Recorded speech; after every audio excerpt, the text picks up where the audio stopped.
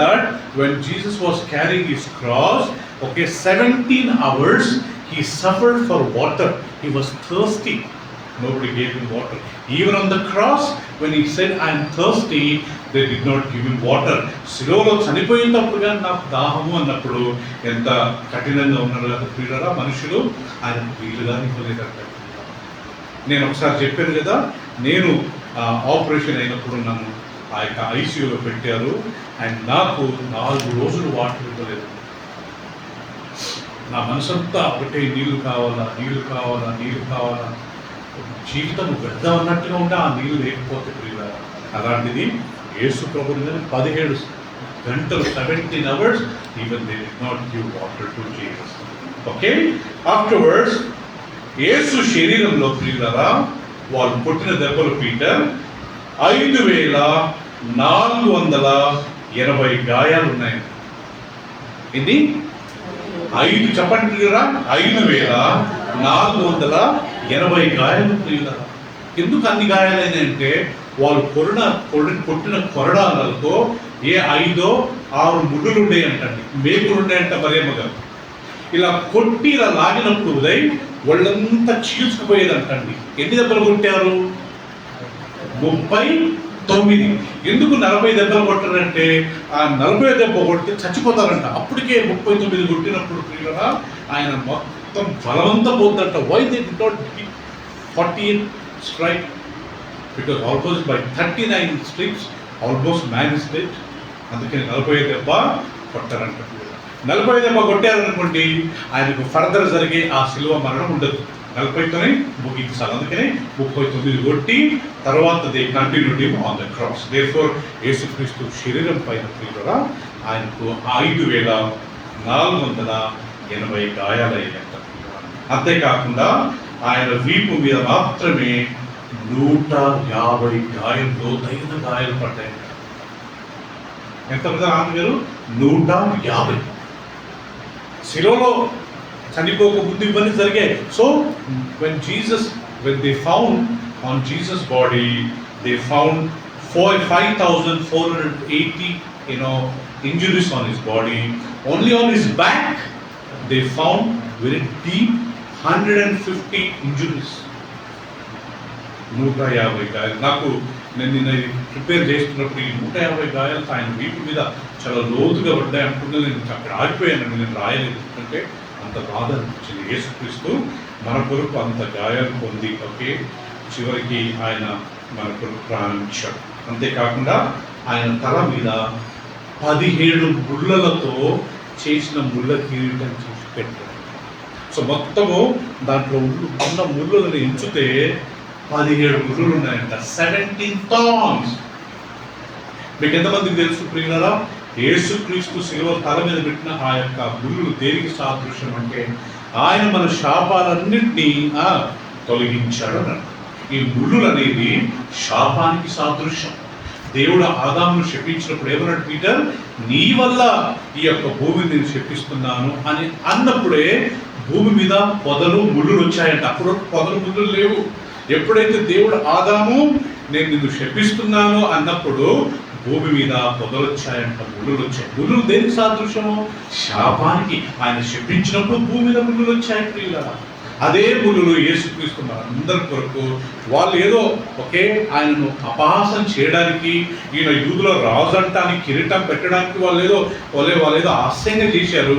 కానీ వాస్తవానికి ఆయన వాస్తవానికి ఆయన మన శాపాలన్నింటినీ ముళ్ళ రూపంగా తన తల మీద తన శిలువలో ఆయన తల మీద పెట్టుకున్నాడు.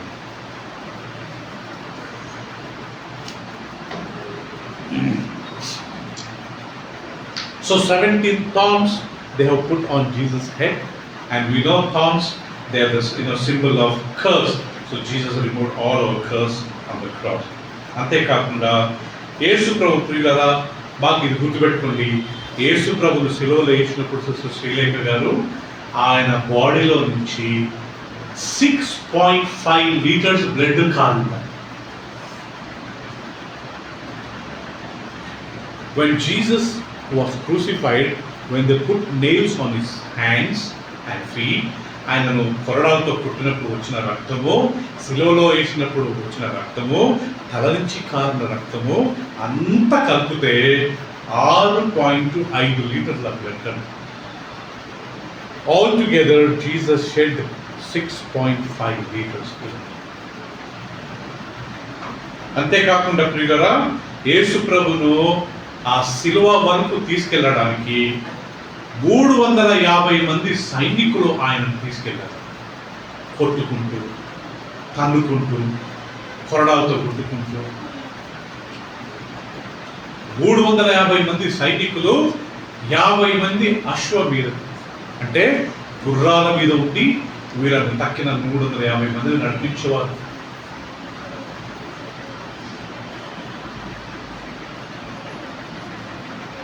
కొరడాలతో కొట్టుకుంటూ ఆయన తీసుకెళ్ళారు. అంతేకాకుండా శిలువ పైన చనిపోయినప్పుడు మీరు ఎప్పుడన్నా చూడండి, శిలువ పైన INRIN ఉంటుంది. So whenever you see sometimes on the cross INRI, దాని అర్థం ఏంటి తెలుసా ప్రియులారా? It's a Latin word. I అంటే ఈసస్, లాటిన్ భాషలో ఈసస్ అంటే యేసు. ఎన్ అంటే నాజరీన్, నజరీయుడు. ఆర్ అంటే రెక్సో, రెక్సో అంటే రాజు. ఐ అంటే లాస్ట్కు ఇడినోస్ అంటే యూదులు. సో దీని అర్థం ఏంటంటే ప్రియులరా, నజరీయుడైన యేసు యూదుల రాజంట. వాళ్ళు అపహాసంగా రాశారు, కానీ వాస్తవానికి అది నిజమే కదా ప్రియులరా. అపవాసానికి రాసిన వాస్తవానికి యేసుక్రీస్తు యూదుల రాజే కదా ప్రియులరా. హల్లెలూయా. చివరికి ఆయన మరణాన్ని ఒక డాక్టర్ ధృవీకరించారట, ఆయన చనిపోయారు. మీకు తెలుసో లేదో, మనం చనిపోయినా కానీ మనం డాక్టర్ దగ్గరికి వెళ్ళి డెత్ సర్టిఫికేట్ తీసుకుంటాం కదా, కన్ఫర్మేషన్ తీసుకోవాలి ఆయన బతుకున్నాడా లేదా అనడానికి. లూకా అనే డాక్టరు, యేసుక్రీస్తు శిష్యులలో పీటర్, లూకా అనే ఒక సేవకుడు ఉండేవారంట. ఆయన యేసు ప్రభు మరణాన్ని ధృవీకరించాడంట. ఎస్, ఈయన చనిపోయాడు కదా ప్రియుడా. ఆశ్చర్యానికి ఎట్లా ఆయన శిలువ మరణం ఎంత గొప్ప వేదనతో కూడిన మరణం కదా ప్రియులారా. అది ఒకటే ఒక కారణము, మనందరూ. అదే యేసుక్రీస్తు రాయలమ్మ శిలువను మోస్తున్నప్పుడు అందరూ ఏడుస్తూ ఉన్నారు. అయ్యో, ఆయన శిలువ మరణాన్ని ఎంత భరించబోతున్నాడో. అప్పటికి ఆయన కొరడాలతో కొట్టి ఒళ్ళంతా చికిత్సపడ్డది. అప్పటికి ఆయన మీద ఉమ్మేశారు. ఆయన కళ్ళు మూసి బుద్ధి, నువ్వు ప్రవక్తవైతే నేను ఎవరు బుద్ధారని చెప్పు. ఆయన మీద ఉమ్మేశారంట, కాళ్ళతో తన్నారంట ప్రియులరా. రాజాది రాజా, ఈ లోక సృష్టికర్త, ఈ లోకాన్ని నోటి మాటతో సృష్టించాడు. తండ్రి కుడి పార్శ్వమున కూర్చొని దేవదూతల చేత ఆరాధన పొందవలసిన వ్యక్తి ఆయన ఈ లోకానికి వచ్చి మనందరి కొరకు ఇలా అయినప్పుడు అందరూ ఏడుస్తా ఉన్నారంటే యేసు ప్రభువును ఆ శిలువ మోస్తున్నప్పుడు. అప్పుడు యేసుక్రీస్తు ఒక మాట చెప్పాడు కదా, అది ఏంటి తెలుసా? అందరం తీసుకుందామా? లూకా సువార్త 23వ అధ్యాయం. When Jesus was carrying his cross, when Jesus was on the way to Calvary, లూకా సువార్త 23వ అధ్యాయము. అందరు తీసిన తర్వాత నేను చదువుతాను. 23వ అధ్యాయము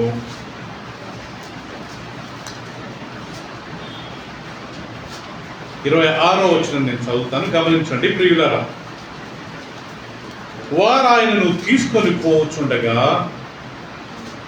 పల్లెటూరు నుండి వచ్చుచున్న కురేనుడైన సీమోన్, మేబీ 27, గొప్ప జనసమూహము ఆయనను గూర్చి రొమ్ము కొట్టుకొనుచు దుఃఖించుచున్న చాలా మంది స్త్రీలను ఆయనను వెంబడించి యేసు వారి వైపు తిరిగి ఏమన్నాడంట? యెరూషలేము కుమార్తెలారా, నా నిమిత్తము ఏడవకుడి, మీ నిమిత్తమును మీ పిల్లల నిమిత్తమును ఏడుడి. ఇప్పుడు మనం కానీ యేసు ప్రభు మరణం గురించి కదా, ఆనంద్ గారు ఈరోజు పొద్దున ఆనంద్ గారు అంటున్నారు, సార్ నేను 3 వరకు ఏం నిరంతరం సార్ యేసు ప్రభు మన కొరకు చనిపోయారు. ఓకే, సో ప్రియులారా, మనకు ఒక రకమైన బాధ, మన కొరకు చనిపోయాడు. కానీ ఎందుకు చనిపోయాడంట ప్రియులారా? కదా Jessica? Jesus died for us, no doubt. Why did he die? చెప్పండి ప్రియులారా, ఎందుకు చనిపోయాడు? మన పాపముల గురించి, అంతేనా? ఇంకా why did Jesus die? Yesu ప్రభువు ఎందుకు చనిపోయాడు ప్రియులారా? కాబట్టి మన పాపాలేనా? తండ్రితో మనం సమాధానపరచడానికి, పరలోకానికి మార్గం తెరవడానికి, మన జీవితంలో పాపం వేరు శాపం వేరు, శాపాన్ని తొలగించడానికి, మన రోగాలను ఆయన పొందిన గాయముల చేత మనకు స్వస్థత కలిగి మన రోగాలను స్వస్థపరచడానికి, యేసు శిలువ మనను ఒట్టి ఉంటే మన పాపాలు క్షమించడమే కాదు, మనలో ఒక మంచి మనస్సాక్షి ఉంచడానికి. ప్రభు నమ్ముకోకముందు మన మనస్సాక్షి ఎంత ఘోరంగా, ఎంత పాపంగా ఉంటే ప్రియులారా. Before we were born again, మన ప్రభు తెలుసుకోకముందు ఒకసారి ఆలోచించండి. మనం విగ్రహాలను చేస్తూ ఉండే, మంత్రాలు చేస్తూ ఉండే, ఎన్నెన్నో పాపాలలో ఉంటుండే ప్రియులారా. కానీ యేసు ప్రభుని మనం తెలుసుకున్న తరువాత మన మనసు మారలేదా? సో మన మనస్సాక్షిని మంచిగా చేయడానికి యేసుక్రీస్తు ఎన్నో విషయాలలో ప్రియులారా మన కొరకు ఆయన సేవలో చనిపోయారు. సో కాబట్టి ఈరోజు మనం కొద్దిసేపు యేసుక్రీస్తు యొక్క మరణం గురించి కొద్దిసేపు మనం ధ్యానించుకుందాం ప్రియులారా. ఒకటి గుర్తుపెట్టుకోవాలా, ఆయన శిలువ మరణం గురించి మనం విన్నప్పుడు, ఇప్పుడు మనం చదువుకున్న ఇవన్నీ ప్రియులారా విన్నప్పుడు ఒక రకమైన బాధ ఉంటుంది. కానీ యేసు ప్రభు వాళ్ళందరికీ ఒక మాట చెప్తున్నాడు. ఏమని? అమ్మలారా, అయ్యల్లారా, చెప్పండి, నా కొరకు ఏడవద్దు, నా గాయాలు చూసి మీరు ఏడవద్దు. ఆనంద్ గారు, ఆయన శిలువలో కాల్చిన రక్తం చూసి మరి ఏడవద్దు. మరి దేని గురించి ఏడవాలా? నీ కొరకు, మీ పిల్లల కొరకు ఏడవండి. ఎందుకు? రేపు నేను, నా పిల్లలు, నా భార్య, నా భర్త, నా తల్లిదండ్రులు, నా తోడబుట్టిన వాళ్ళు, రేపందరూ మేము పరలోక రాజ్యానికి వెళ్ళాలా? రేపందరూ మేము నిత్య జీవనంలో ప్రవేశించాలా?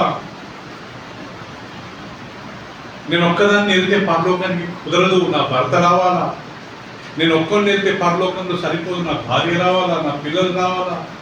నేను ఒక్కరిని వెళ్తే సరిపోదు, నా తల్లిదండ్రులు రావాలని ప్రియులారా మనం వాళ్ళ గురించి ఏడ్చి ఇప్పుడు మన పాపాలు ఒప్పుకోవాలా, చేసే పాపాలు మనం మానుకోవాలా, దేవునికి విరుద్ధమైన క్రియలను మనం ఆపాలా, దేవునికి మొదటి స్థానం ఇవ్వాలి. అందుకే కదా యేసు ప్రభు మనందరి కొరకు చనిపోయింది, మనల్ని ఒక మంచి మార్గంలో నడిపించడానికి కదా ప్రియులారా. సో కాబట్టి ప్రియులారా ఈరోజు కొద్దిసేపు మనము యేసుక్రీస్తు యొక్క ఆ 7 మాటల గురించి మనం ధ్యానించుకున్నాం ప్రియులారా. మనందరికీ తెలుసు, ఈరోజు చాలా మటుకు అందరూ చాలా సంఘాలలో యేసుక్రీస్తు చివరికి శిలువలో ధ్యానించిన, లేకపోతే శిలువలో పలికిన 7 మాటల గురించి వారు సామాన్యంగా ధ్యానిస్తున్నారు. మనం కానీ ఈరోజు ప్రియులారా కొన్నిసార్లు యేసుక్రీస్తు ఏంటయ్యా ఆ 7 మాటలు? ఎందుకంటే ముఖ్యంగా మొదటిది యేసు ప్రభు పలికిన మాట. ఇదంతా శిలువలో ఉన్నప్పుడు పలికిన మాట, శిలువ మోసేటప్పుడు చెప్పిన మాట కాదు, శిలువలో వేలాడుతూ ఈ 7 మాటలు చెప్పాడు. So Jessica, these are all the 7 words Jesus spoke when he was hanging on the cross, not when he was carrying the cross, when he was hanging on the cross. ఆకాశానికి భూమికి మధ్య వేలాడుతూ ఆయన ఈ మాటలు చెప్పారు. ఏంటి ఈ మాటలలో ప్రియులారా అర్థము? దాని ద్వారా మనం ఏం నేర్చుకోవచ్చు అని ఈరోజు కొద్దిసేపు మనం ధ్యానించుకున్నాం. యేసు ప్రభు పలికిన మొదటి మాట ఏంటంట? తండ్రి, వీరేమి చేయించున్నారు వీరు ఎరుగరు కనుక వీరిని ఏం చేయండి? క్షమించండి. వీరేం చేయండి? క్షమించండి. లూకా సువార్త 23వ అధ్యాయం. అందరూ బైబిల్ ఉన్నవారు ప్రతి ఒక్కరు తీసుకుందాం. లూకా సువార్త, లూక్స్ గాస్పెల్ చాప్టర్ 23 వర్స్ 34 అండి. లూకా సువార్త 23:34.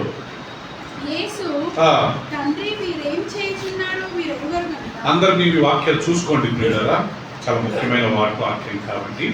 యేసు మీరేం చేయించున్నారు మీరు ఎరగరు కనుక క్షమించమని చెప్పాను. రైట్. సో మొదటిది ప్రియులారా యేసుక్రీస్తు చెప్పిన మాట.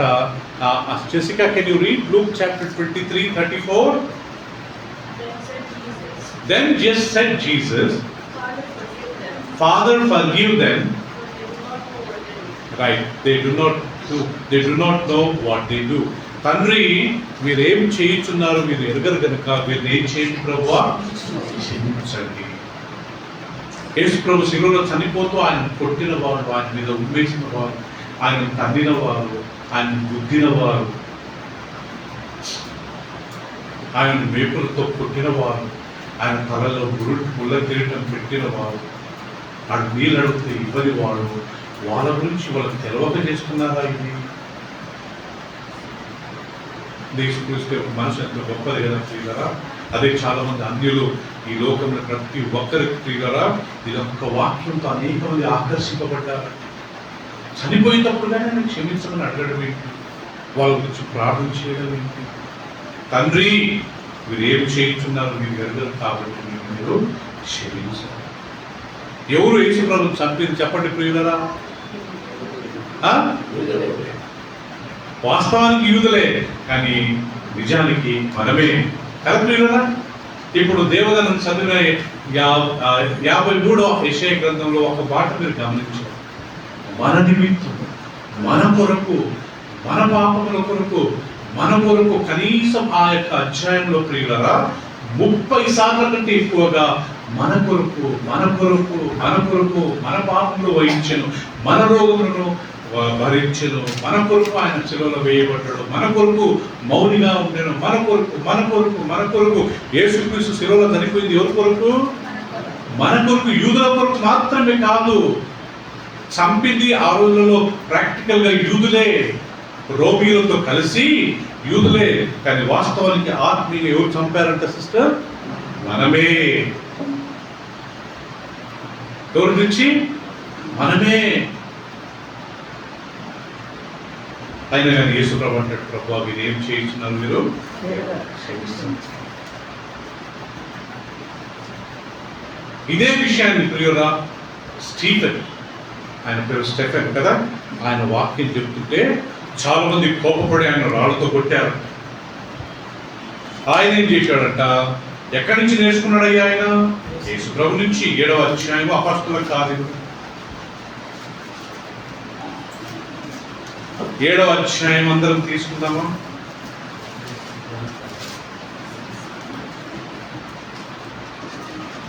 యాభై 57వ వచనం చదువుకుందాం. ఈయన వాక్యం చెప్పినప్పుడు మేబీ 54వ వచనం అందరు తీసుకోండి. వారి మాటలు విని కోపంతో మండిపడి అతనిని చూచి పండ్లు కొరికిరి. అయితే అతడు పరిశుద్ధాత్మతో నిండిన వాడై ఆకాశం వైపు తేరి చూచి దేవుని మహిమను, యేసు దేవుని కుడిపార్శ్వమునందు నిలిచియుండుటను చూచి ఆకాశము తెరవబడుటయు మనుష్య కుమారుడు దేవుని కుడిపార్శ్వమందు నిలిచియుండుటయు చూచుచున్నానని చెప్పెను. అప్పుడు వారు పెద్ద కేకలు వేసి చెవులు మూసుకొని ఏకముగా అతని మీద పడి పట్టణపు వెలుపలికి అతన్ని వెళ్ళగొట్టి రాళ్ళు రువి చంపిరి. సాక్షులు సౌలు అను ఒక యవ్వనుని పాదముల యొద్ద తమ వస్త్రములు పెట్టిరి. ప్రభువును గూర్చి మొరపెట్టుచు ఇప్పుడు ఈయన ప్రార్థన చేస్తున్నాడు. యేసు ప్రభువా నా ఆత్మను చేర్చుకును అని స్టెఫెను పలుకుచుండగా వారు అతన్ని పైగా రాళ్లతో కొట్టి అతడు మోకాళ్ళుని, ప్రభువా వారి మీద ఈ పాపము మోపకమని గొప్ప శబ్దంతో పలికెను. ఈ మాటలు పలికి నిద్రించెను. సౌలు అతని చావునకు సంబంధించాడు. ఏం జరిగిందంటే ప్రియులరా, ఇక్కడ స్టీఫెన్ సువార్తను ప్రకటిస్తున్నప్పుడు వాళ్ళందరూ కోపపడి ఆయనను రాళ్లతో రువ్వుకుంటూ ఆ యొక్క ఊరి బయటికి తీసుకెళ్లారంట. ప్రియుల తీసుకెళ్లి ఒక్కొక్కరు రాళ్లతో కొడుతూ బట్టలు ఇప్పారంట. ఒకరిని చంపడానికి మరి రాళ్లతో కొట్టడానికి బట్టలు ఇప్పారంట వీళ్ళు. అప్పుడు ఈయన ఏం చేశాడంట? మోకాళ్ళు ఉన్నాడు.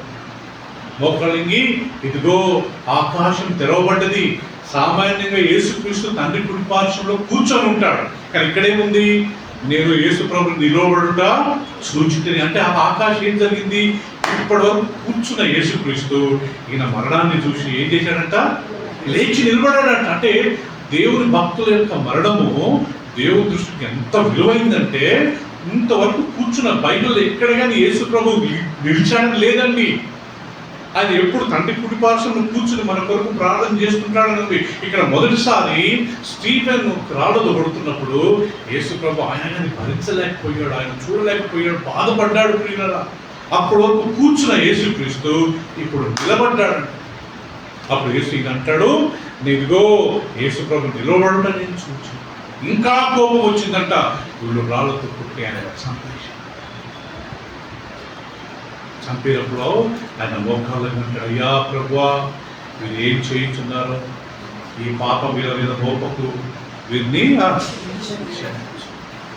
ఎక్కడి నుంచి నేర్చుకున్నాడు రికి ఆయన ఈ మాట? యేసు ప్రభు ఇక ఎవరున్నారు పిల్లలు మనకు బాధ్యత కదా.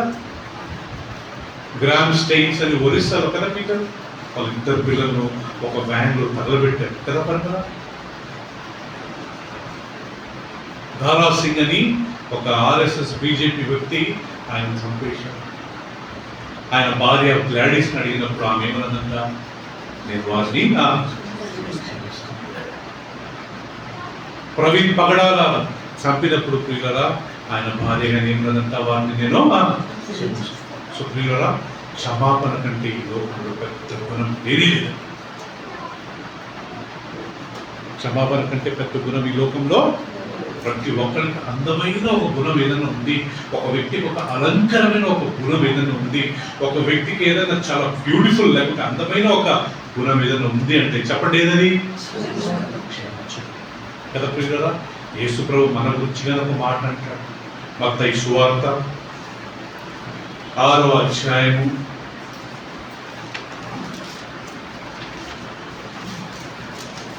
6వ అధ్యాయము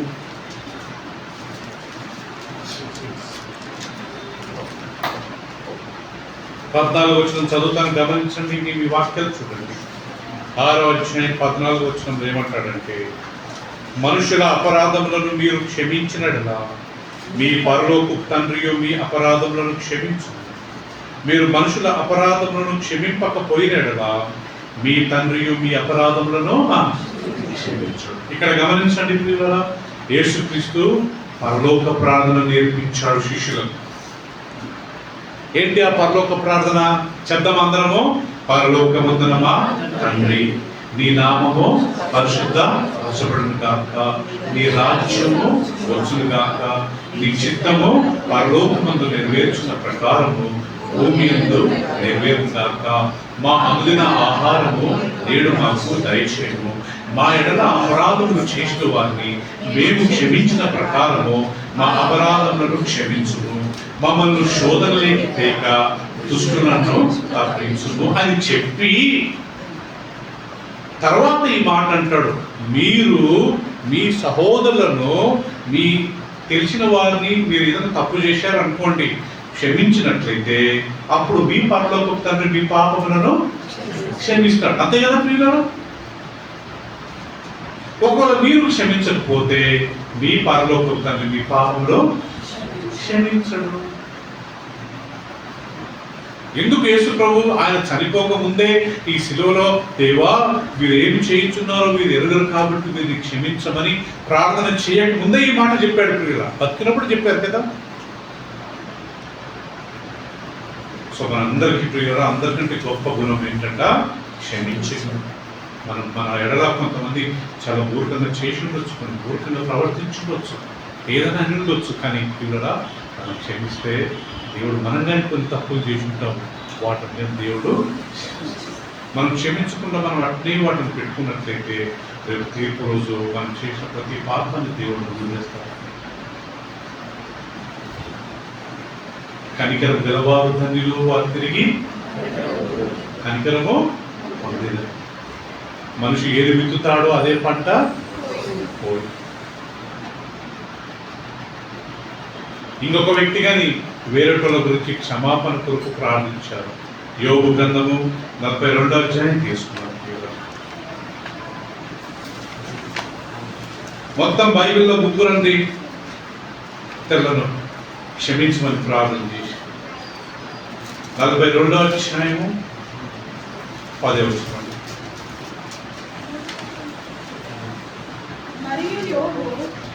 మరియు యోబు తన స్నేహితుల నిమిత్తము ప్రార్థన చేసినప్పుడు యెహోవా అతని క్షేమస్థితిని ఆ, మరలా అతనికి దయచేసి చాలు ప్రియుల యోబు తన స్నేహితుల నిమిత్తం ఏం చేశాడంట? ప్రార్థన చేశాడు. ఏం చేశాడు ఆయన స్నేహితులు? యోబు పిల్లలందరినీ పోగొట్టుకొని, ఆస్తితో పోగొట్టుకొని, ఒంటి మీద రోగంతో బాధపడచ్చు, బూడిదలో కూర్చుని వేదన పడుతున్నప్పుడు ఆయన స్నేహితులు వచ్చారంట. వచ్చి ఆయన్ని ఎక్కిరించారంట, ఆయన అపహాస్యం చేశారంట. నువ్వేదో తప్పు చేసినావు, అందుకే నీకు ఇలా జరిగింది, నువ్వేదో పాపం చేశావు, అందుకే నీకు జరిగిందని చెప్పి పొడిచి పొడిచి పొడిచి ఒక రకంగా ఆయన వేయించారంట. అట్లా టైంలో భార్య పిల్లలు పోగొట్టుకున్నాడు, ఆస్తిని పోగొట్టుకున్నాడు. అంత వేదనలో ఉన్నప్పుడు వీళ్ళు వచ్చి ఆయనను సమాధానపరచకుండా, వీళ్ళు వచ్చి ఆయనను ఆదరించకుండా ఏం చేస్తున్నారంట? గేలిగా మాట్లాడుతూ పొడుచు పొడుచు మాట్లాడుతున్నప్పుడు యోబు ఏం చేశాడంట? తండ్రి ఆయన వాళ్ళ కొరకు ప్రార్థించాడంటే అర్థం ఏంటి? అక్కడ వీళ్ళు ఇంత పొడుస్తున్నారు, ఇలా రకంగా చేస్తున్నారు, పోనీలే ప్రభు వాళ్ళని వాళ్ళ భార్య పిల్లలు దీవించండి అని ప్రార్థన చేసినప్పుడు వెంటనే దేవుడు యోబు యొక్క స్థితిని మరలా పీకలు ఆయనకు దయచేసి. సో యేసుక్రీస్తు మొదట మాట శిలువలో చనిపోయే ముందు చెప్పిన మాట ఏంటంటమ్మా? దేవా తండ్రి వీరు ఏమి చేయించున్నారు, వీరు ఎరగదు కాబట్టి వీరిని మీరు క్షమించు. ఇక్కడ ఉన్న ప్రతి ఒక్కడము ఆ గుణం నేర్చుకుందాం ప్రియులారా. గుణాలలో అన్నిటికంటే పెద్ద గుణం ఏ గుణం అంట? ఏ గుణం చెప్పండి? రెండవది యేసుక్రీస్తు పలికిన మాట లూకా సువార్త 23వ అధ్యాయం.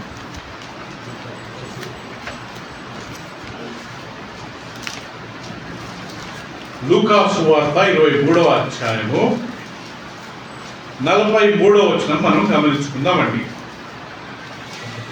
యేసు ప్రభు శిలువలో చనిపోతున్నప్పుడు ఆయన పలికిన రెండవ మాట.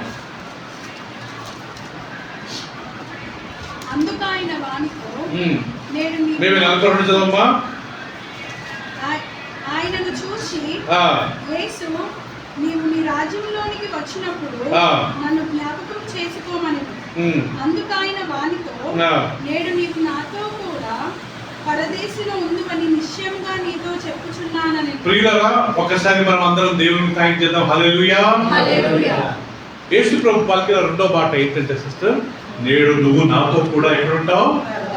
పరదేశంలో ఉంటావు.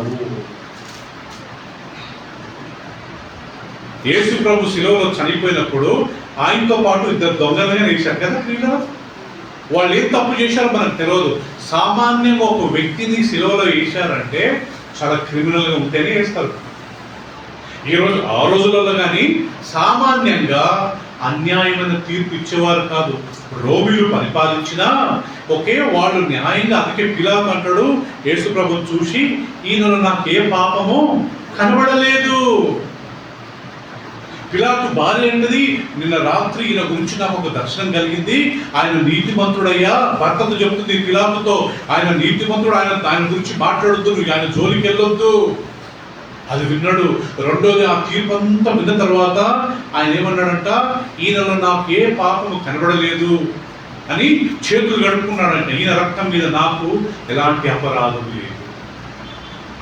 అంటే అబద్ధంగా తీర్పు తీర్చేవాడు న్యాయంగానే తీర్చేవాడు. అంటే ఇద్దరిని శిలువలో వేశారంటే వీళ్ళు ఏదో చాలా క్రిమినల్ పని చేశారు. నేను ఒకసారి ఒక వాక్యం వింటున్నప్పుడు ఒక బ్రదర్ చెప్పారండి, ఆ ఇద్దరు దొంగలు పుట్టినప్పటి నుండి చనిపోయే వరకు ఒక్క మంచి పని చేయలేదండి. వాళ్ళ ఊహ వచ్చినప్పటి నుండి ముఖ్యంగా. అందుకు లాస్ట్కి వాళ్ళని శిలువలో వేశారు. వాళ్ళు ఒకడు యేసు ప్రభువుని చూసి వెక్కిరించాడట, నువ్వు దేవుని కుమారుడు అయితే నిన్ను నువ్వు తప్పించుకో, నిన్ను నువ్వు కాపాడుకొని మమ్మల్ని కాపాడొచ్చు కదా. ఇంకా చనిపోతున్న వ్యక్తి సామాన్యంగా అట్లా మాట్లాడారండి. కానీ ఇంకొక వ్యక్తి ఆయన గద్దించాడంట. మీకు కొన్నిసార్లు తెలుసా ప్రియులారా, ఇద్దరు ఉన్నప్పుడు, భార్య భర్త ఉన్నప్పుడు, పిల్లలు ఉన్నప్పుడు, ఎవరన్నా అలా తప్పు మాట్లాడినప్పుడు మనం వారిని గద్దించినప్పుడు దేవుడు మనం నీతిమంతులుగా తీరుస్తాడు. అబ్రహాము 10 మనుషులకు, లోతు 10 మనుషులకు ఒక చిన్న ప్రాపర్టీ, ఒక ఆస్తి, పొలం విషయంలో, భూమి విషయంలో గొడవ వచ్చిందంట. లోతు చూసి చూడనట్టు వెళ్ళిపోయాడు. చెప్పాలి కదా, ఇది తప్పని చెప్పాలి కదా. చూసి చూడనట్టు వెళ్ళాడంట. దేవుడు తక్షణమే అబ్రాము ఒక పని చేయి, నీ సొంత అన్న కుమారుడైన లోతుని నీ యుద్ధ నుంచి పంపించి ఆయన నీతో ఉండడానికి వీలు లేదు. శుభనంగా ప్రియులరా, కొన్నిసార్లు మన భర్తలో, మన భార్యలో, మన పిల్లలో, మన తల్లిదండ్రులు ఏదైనా తప్పు చేసినప్పుడు, తప్పు చేస్తున్నప్పుడు, తప్పు మాట్లాడినప్పుడు ఆపాలంట, మంచిది కాదు, గద్దించాలంట. అలా మాట్లాడప్పుడు ఆ ఒక్కరిని బట్టి దేవుడు ఆ తక్కిన కుటుంబాన్ని ఆ టైంని కాపాడతాడంట. అది చూసి వాళ్ళు మారారా, మంచిదే. ఇక్కడ ఈ దొంగ ఇంకొక దొంగతో అంటాడంట, ఎందుకురా, మనం చేసిన తప్పుకు మనం యోగ్యులమే, మనం పాత్రమే, ఇదిగో ఈయన ఏ పాపం చేయలేదు, ఎందుకలా నువ్వు మాట్లాడుతున్నావు అని అతనికి అర్థించి అప్పుడు యేసు ప్రభు దగ్గర అడుగుతాడంట, అయ్యా నన్ను జ్ఞాపకం చేసుకోవాలి రాజ్యంలో. అప్పుడు యేసు ప్రభు అంటాడు, నీవు నేడు నాతో కూడా ఎక్కడ ఉంటావు? చెప్పండి, ఎక్కడ ఉంటావు? పరదేశిలో ఉంటావు. ప్రియుల, పరదేశి అంటే ఒక ఆత్మ ప్రభుని నమ్ముకున్న వ్యక్తి చనిపోయిన తర్వాత వెళ్ళే స్థలమే పరదేశి. డైరెక్ట్ గా దేవుని దగ్గరికి వెళ్ళడు. పరదేశి అక్కడ నీతిమంతులు, ప్రభులు ఎవరైతే నిద్రిస్తారో వాళ్ళందరూ అక్కడ ఉంటారు.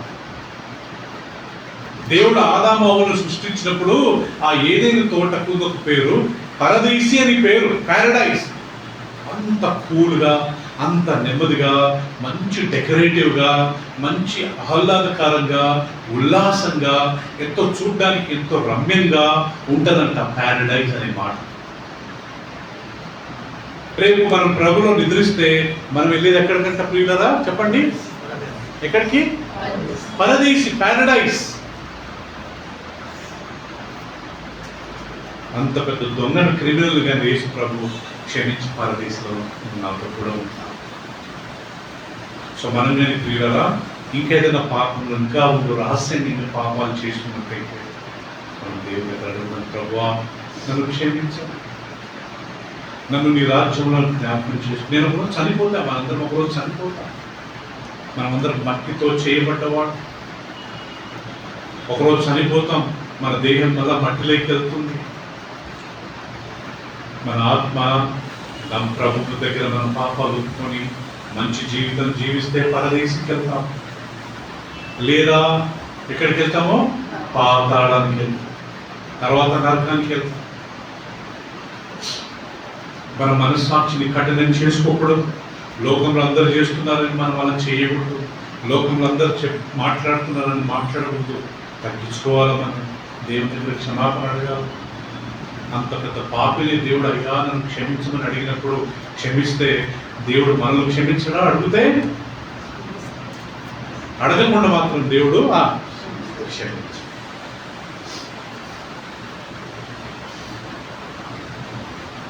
మూడవది ప్రియులరా, యేసుక్రీస్తు శిలువ మీద పలికిన మాట ఏంటి తెలుసా అండి? యోహాను సువార్త 19:26.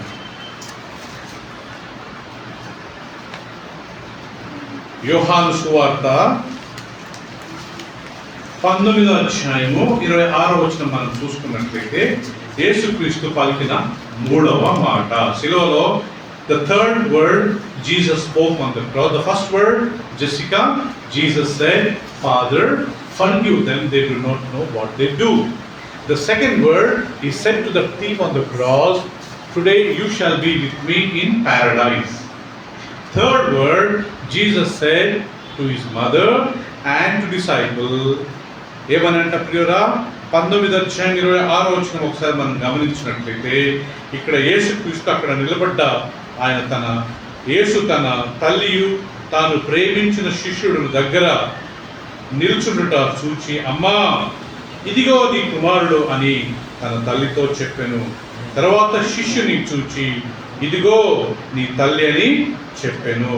ఆ గడియ నుండి ఆ శిష్యుడు ఆమెను తన ఇంట చేర్చుకొనెను. అందరం చెప్తాం హల్లెలూయా.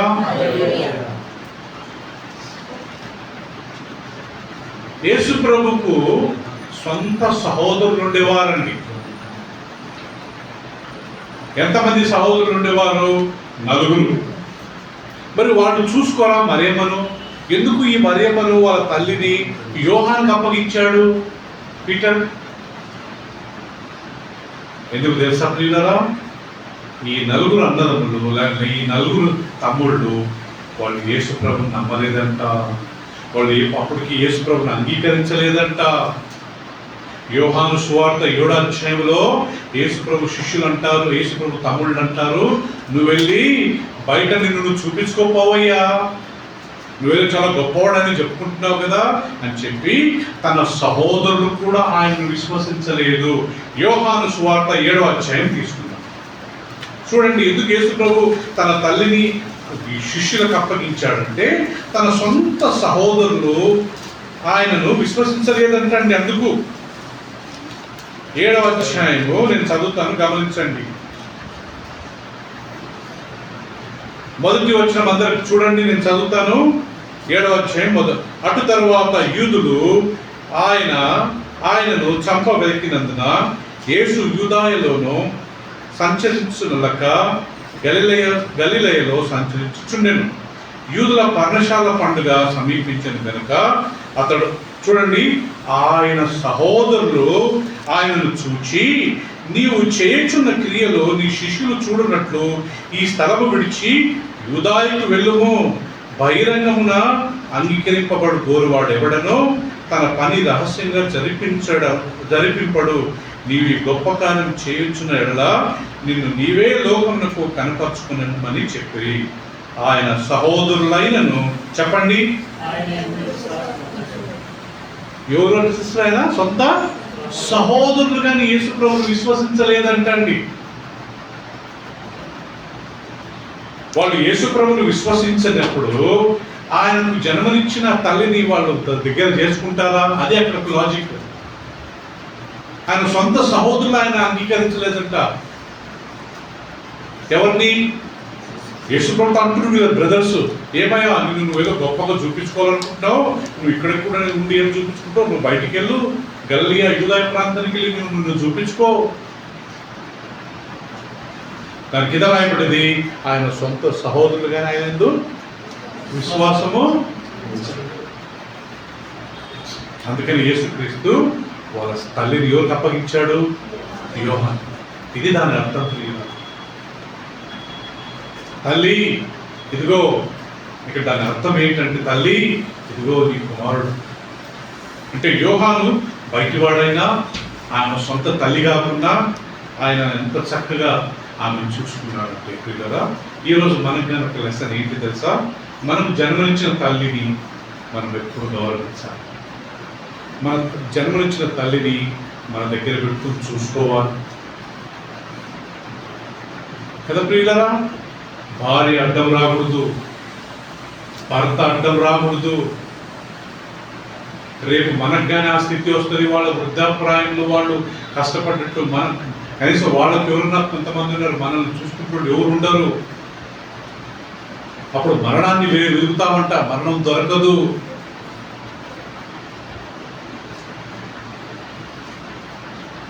ప్రతి కుమారునికి తల్లిని చూసుకునే అధికారం ఉంది. ప్రతి తల్లికి కదా, ప్రతి కూతురికి తల్లిదండ్రులను చూసుకునే ఒక అధికారం ఉంది.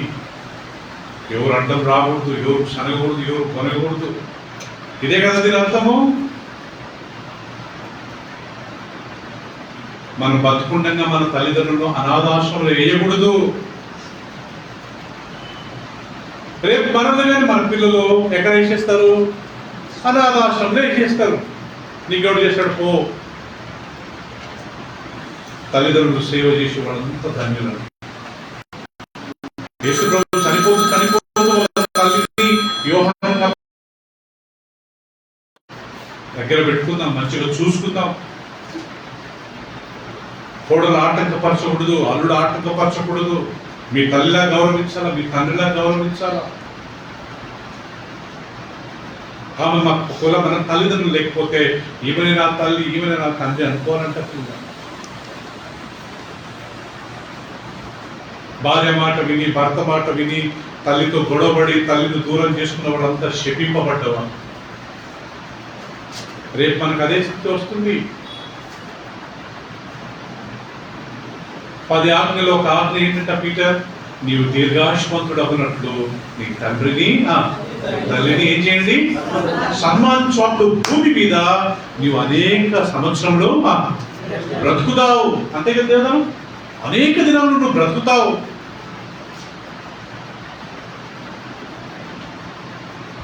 కదా ఆకాష్? 4వ మాట ప్రియులారా, యేసుక్రీస్తు శిలువలో చనిపోతూ ఒకే చెప్పిన మాట. అది ఎక్కడంటే మత్తయి సువార్త 27వ అధ్యాయము. మత్తయి సువార్త 27వ అధ్యాయము.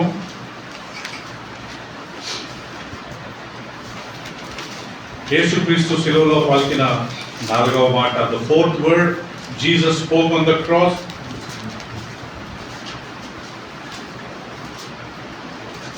(27:46)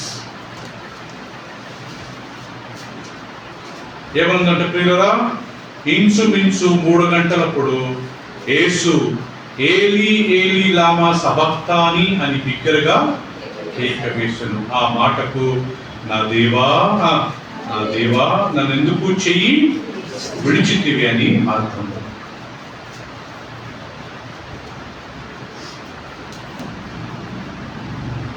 ఇంచుమించు 3 గంటలంట ప్రియులారా. మీకు ఎంతమందికి తెలుసో లేదు, యేసు ప్రభును శిలువలో వాళ్ళు వేసినప్పుడు ఉదయం 9 గంటలు,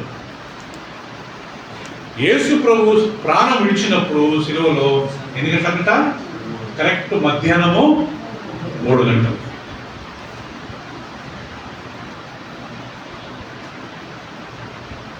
అప్పుడు యేసుక్రీస్తు ఆల్మోస్ట్ ఈ 4వ మాట మాట్లాడుతూ ఏలీ ఏలీ లామా సబక్తాని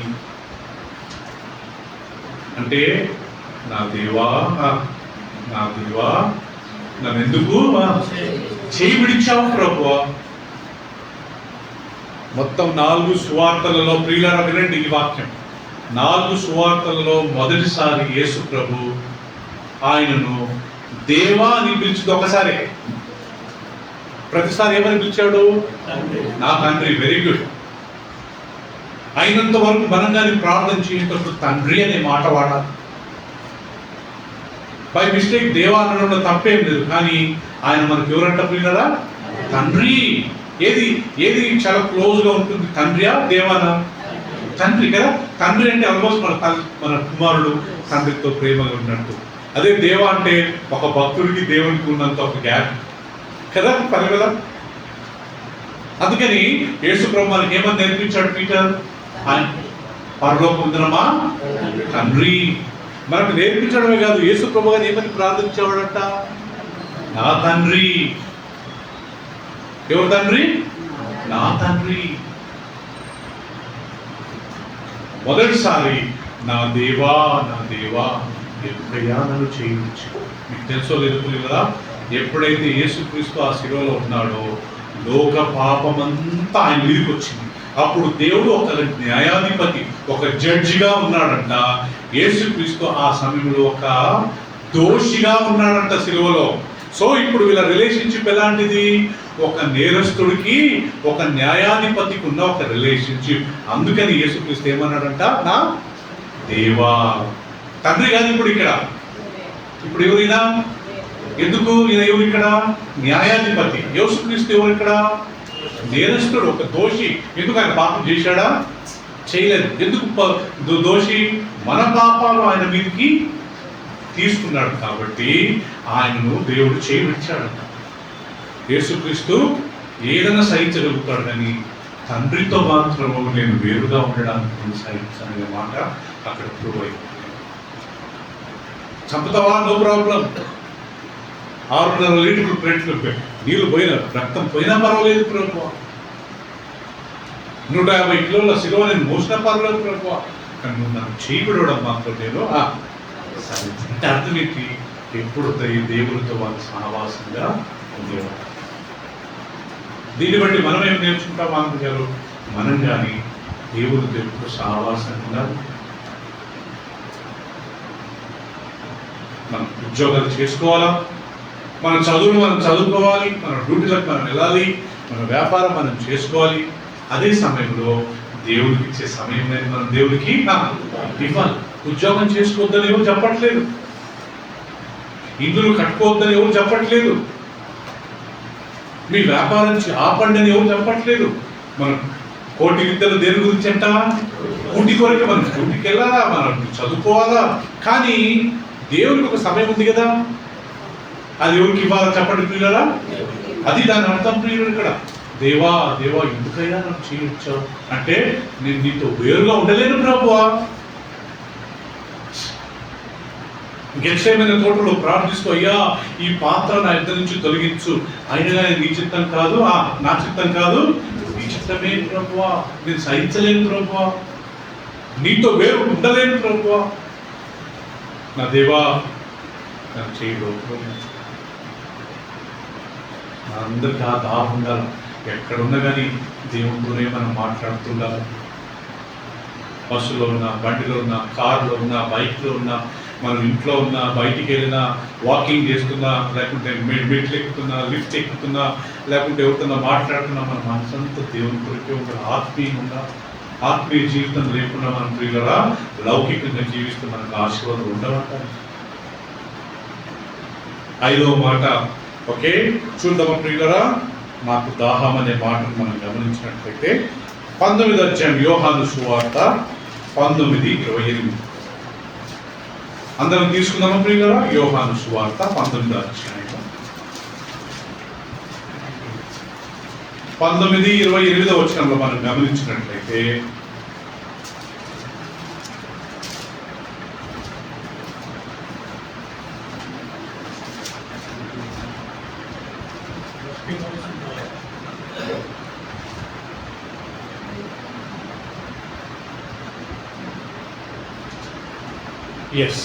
చెప్పండి. 28వ వచనం చదువుకుందాం ప్రియులారా.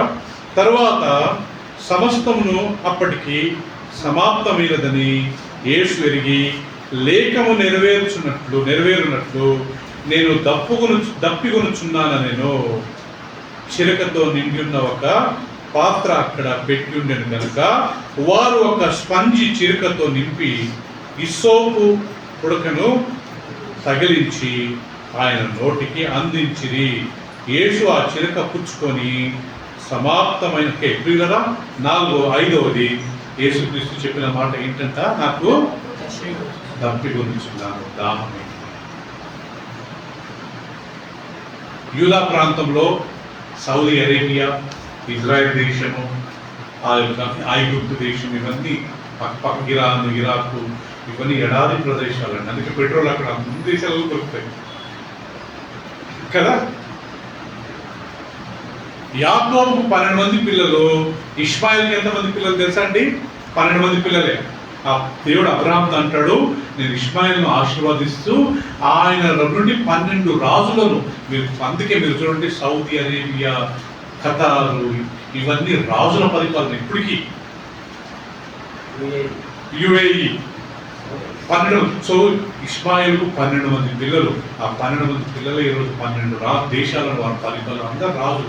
ప్రతి దేశంలో నూనె దొరుకుతుందండి, ముడి చమురు.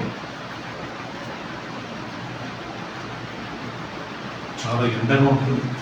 యేసు ప్రభు శిలువలో చంపిన ఆయన వాళ్ళు వేసినప్పుడు ఆయన బాగా దాహం, 17 గంటలు ఆయన నీళ్ళు ఇవ్వలేదు. ఎంత క్రిమినల్ అయినా మనం జైలు వేస్తే 3 పూటలు అన్నం పెట్టి కదా, నీళ్ళు ఇచ్చి కదా, పీటర్ డ్రెస్ ఇచ్చి, వేడి వేసినా కానీ డ్రెస్ ఇచ్చి, తిండి పెట్టి, నీళ్ళు ఇచ్చి, ఒక బాత్రూమ్ ఇచ్చి, ఒక దుప్పటి ఇచ్చి. కానీ ఇక్కడ ఎంత ఘోరం అంటే, యూదుల శిక్ష ఆయన చివరికి నీళ్ళు కనుక.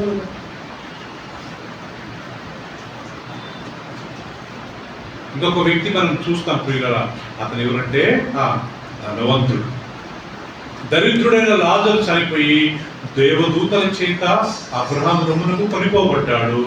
దాని తర్వాత బైబిల్లో రాయబడ్డది, ధనవంతుడు చనిపోయి ఎక్కడికి వెళ్ళాడంట? పాతాళానికి వెళ్ళాడు.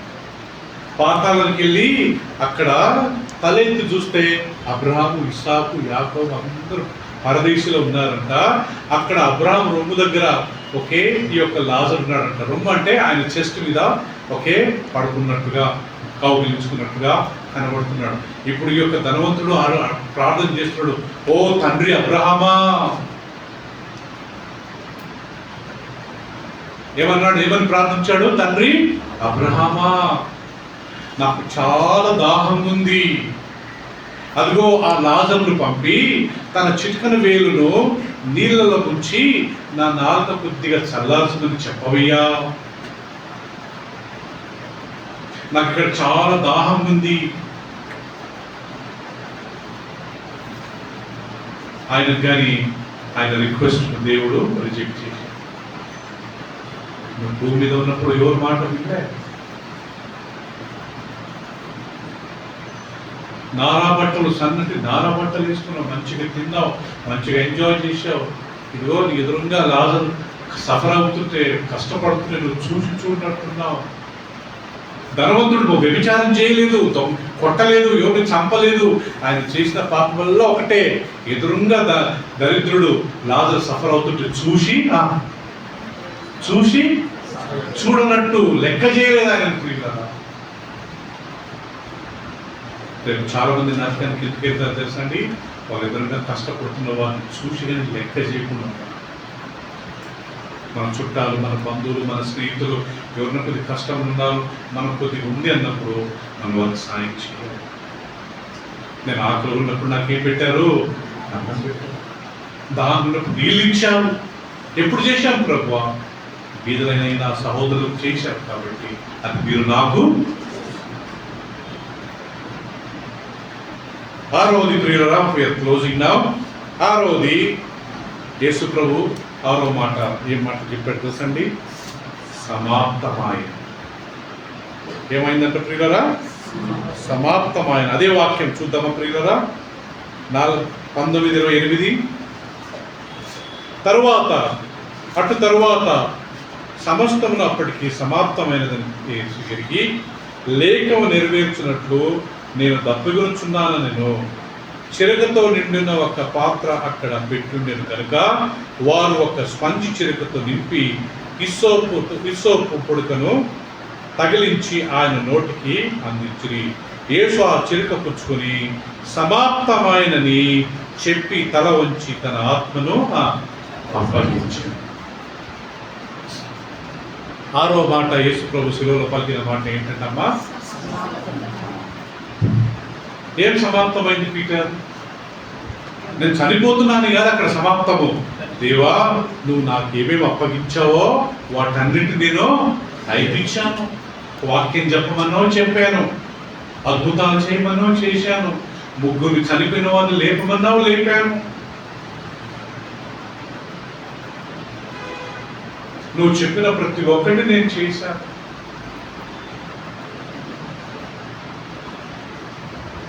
నాకు ఇచ్చిన మిషన్ నేను కంప్లీట్ చేసేసాను. సమాప్తమైంది. ప్రతి బిగినింగ్ ఒక ఎండింగ్ ఉండాలి కదా, ప్రతి ప్రారంభానికి సమాప్తం ఉండాలి కదా ప్రియులరా. సో యేసుక్రీస్తు గారి ప్రియులరా ఈ లోకం ఉన్నప్పుడు ప్రతిసారి ఒక మాట అనేవాడు, నాకు ఈ మాటలు, నేను మాట్లాడే ఈ మాటలు నావి కావు, నా తండ్రి నాకు ఏం చెప్పాడో అవి మాత్రమే మాట్లాడు. నేను ఎందుకు వచ్చానంటే తండ్రి చిత్తాన్ని నెరవేర్చాను. సమరయ స్త్రీతో మాట్లాడుతున్నప్పుడు శిష్యులు వచ్చి ఆయనకు ఆహారం తెస్తారు పట్టణం నుండి. అయ్యా తినమంటే యేసు ప్రభు అంటాడు, నా తండ్రి చిత్తం నెరవేర్చడమే నా ఆహారము,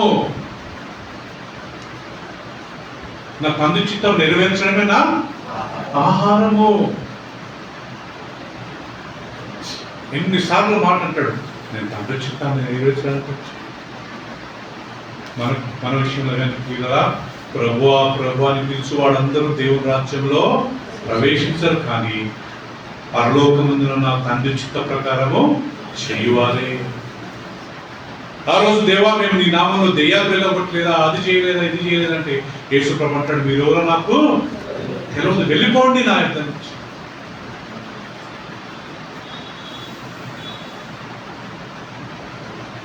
చివరికి లాస్ట్ అండ్ ఫైనల్ గా ప్రియులరా 7వ మాట యేసుక్రీస్తు ఏం చేశాడంట ప్రియులరా? లూకా సువార్త 23వ అధ్యాయం తీసుకుందామండి. లూకా సువార్త 23వ అధ్యాయం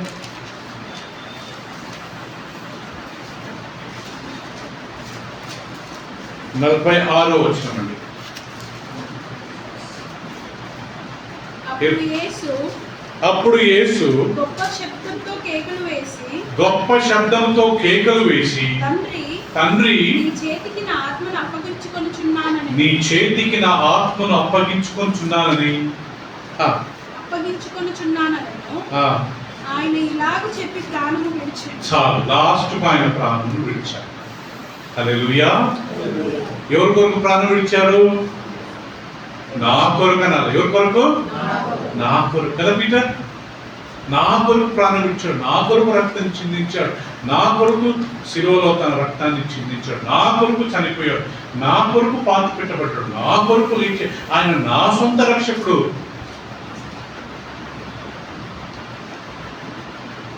కదా. తండ్రి నా ప్రాణము నీకు అప్పగించుచున్నానని చెప్పి ఆయన బిగ్గరగా కేకలు తీసి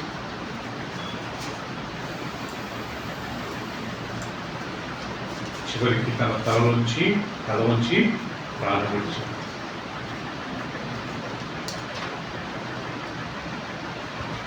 ఇది ప్రియులారా, యేసుక్రీస్తు శిలువలో చనిపోక ముందు ఆయన పలికిన కూడా మాట. దీంట్లో నుంచి మనం నేర్చుకోవాల్సినది ఏంటంటే, ఈరోజు మనం బ్రతుకుని యేసుప్రభుని అంగీకరించి పరిశుద్ధమైన జీవితాన్ని జీవించి ఆయన మార్గంలో నడుస్తూ ఇతర మనుషులతో కానీ మంచిగా ప్రేమగా సమాధానంగా నెమ్మదిగా ఉంటూ ఆయన చిత్తాన్ని నెరవేర్చడానికి మనం ప్రయత్నం చేసినప్పుడు రేపు మనం ఈ లోకాన్ని విడిచిపెట్టుకున్నప్పుడు మనం ఆయన రాజ్యంలో ప్రవేశిస్తాం. ఆమేన్. అందరం తలవచ్చుకుని ప్రార్థన చేస్తాం. ఒక 2 నిమిషాలు ప్రియులారా మనం దేవుని సముఖంగా అప్పగించుకుందామా? ఈరోజు మళ్ళా దేవుడికి మనం కమిట్ చేసుకుందామా? తండ్రి, ఈరోజు మళ్ళా నన్ను నేను సమర్పించుకుంటున్నాను. ఏదో ఆచారబద్ధంగా కాదు, నిజంగా నా పాపాలు ఒప్పుకుంటున్నాను. తండ్రి, నన్ను నీకు సమర్పించుకుంటాను. నేను చేసే ప్రతి పాపాన్ని నేను దూరంగా ఉంటాను, అందరితో నెమ్మదిగా ఉంటాను. క్షమించమన్నాడు మొదట మాట. నేను అందరినీ క్షమిస్తాను. నా తండ్రిని నా తల్లిని మంచిగా చూసుకుంటానని.